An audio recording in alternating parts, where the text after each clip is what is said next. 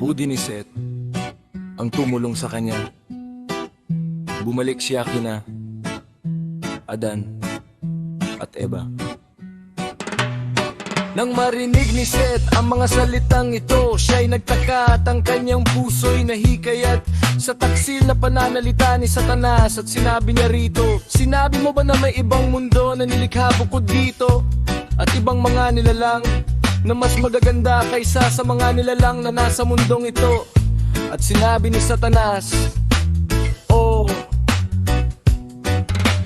narito, narinig mo na ako, ngunit pupurihan ko pa rin sila at ang kanilang mga pamamaraan sa iyong pakikinig.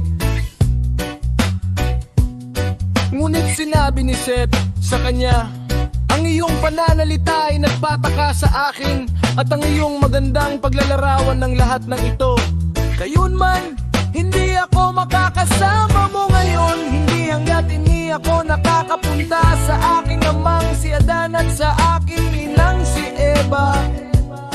At nasasabi sa kanila ang lahat ng iyong sinabi sa akin. Kung sakasakali, kung payagan nila akong sumama sa iyo, ako ay paroroon. Muli sinabi ni Seth, natatakot akong gumawa ng anuman nang walang pahintulot ng aking ama at ina.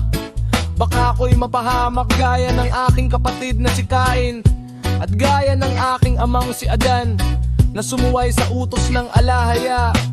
Ngunit narito, alam mo ang lugar na ito, magkita na lang tayo dito bukas.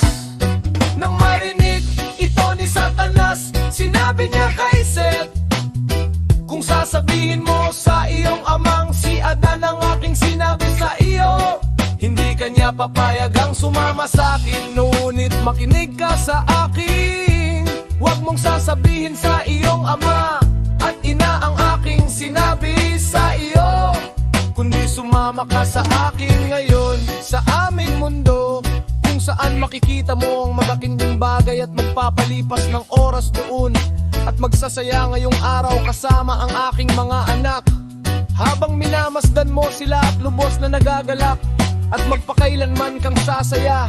Pagkatapos sa ibabalik kita sa lugar na ito bukas, ngunit kung ibig mo pang manatili sa aking ganun na nga. Nang magkagayoy, sumagot si Seth, ang espiritu ng aking ama at ng aking ina ay nakabitin sa akin, at kung ako'y magkubli sa kanila ng isang araw, sila ay mamamatay at isusumbat sa akin ng alahaya ang pagkakasala ko laban sa kanila. At maliban na lang kung alam nilang ako ay naparito sa lugar na ito upang mag-alay dito, hindi sana sila nahiwalay sa akin kahit isang oras. Hindi ako pupunta sa anumang ibang lugar, maliban na lamang kung payagan nila ako. Ngunit pinakikitunguhan nila ako ng may lubos na kabaitan, dahil mabilis akong bumabalik sa kanila.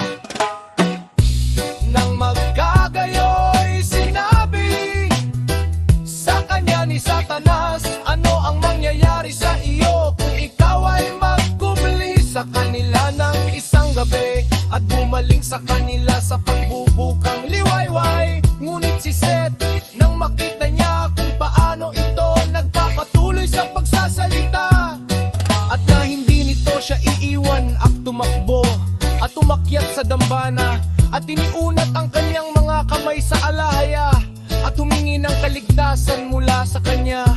Nang magkagayoy, sinugo ng alahayang ang kanyang salita at isinumpa si Satanas na tumakas palayo sa kanya. Ngunit si Seth, siya'y umakyat sa dambana na sinasabi sa kanyang puso, ang dambana ay ang lugar ng pag-aalay at ang alahaya ay naroon.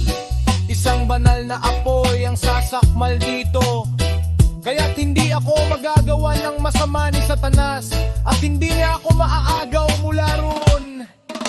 Pagkatapos ay bumaba si Seth mula sa dambana at napunta sa kanyang ama at ina, kung saan ay nasumpungan niya sila sa daan.